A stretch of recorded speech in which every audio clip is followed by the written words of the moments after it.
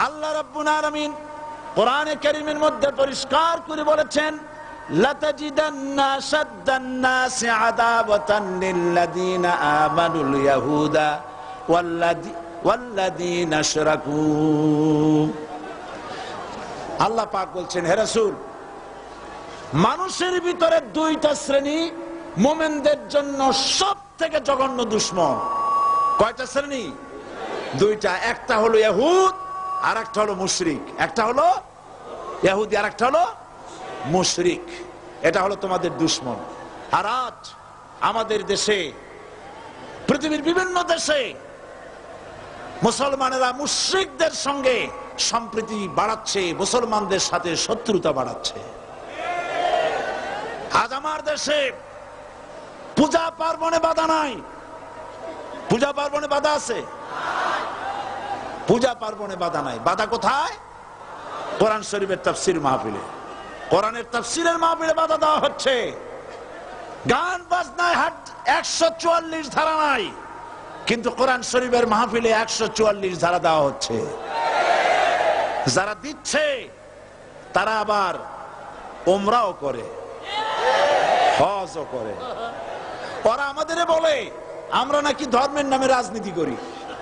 বলে না, আমরা নাকি ধর্মের নামে রাজনীতি করি। আমি বলি, ধর্মের নামে আমরা রাজনীতি করি না, আমরা ধর্মীয় রাজনীতি করি। কথাটা বুঝে আসছে কিনা? ধর্মের নামে রাজনীতি তো সেই ব্যক্তি করে 1996 সনের নির্বাচনের আগে যিনি মাথায় পট্টি বেঁধেছিলেন, যিনি শপথ গ্রহণের সময় হাতে তসবিহ পড়েছিলেন। ধর্মের নামে রাজনীতি তিনি করেছেন। আজ অনেকগুলি ডিগ্রি পেয়েছেন তিনি, অনেকগুলি ডিগ্রি পেয়েছেন। কয়টা? মুখস্থ হয়ে গেছে আপনাদের।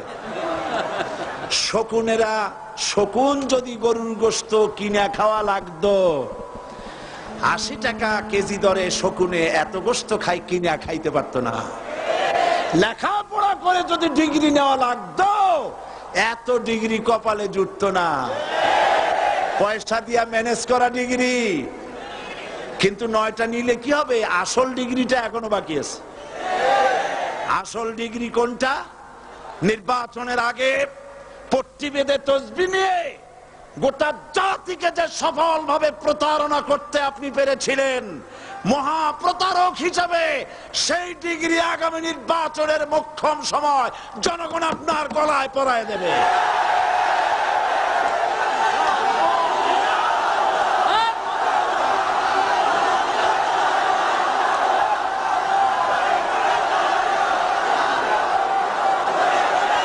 সুতরাং ধর্মের নামে রাজনীতি নয়, আমরা ধর্মীয় রাজনীতি করি। আমরা এই কোরআনের রাজনীতি করি।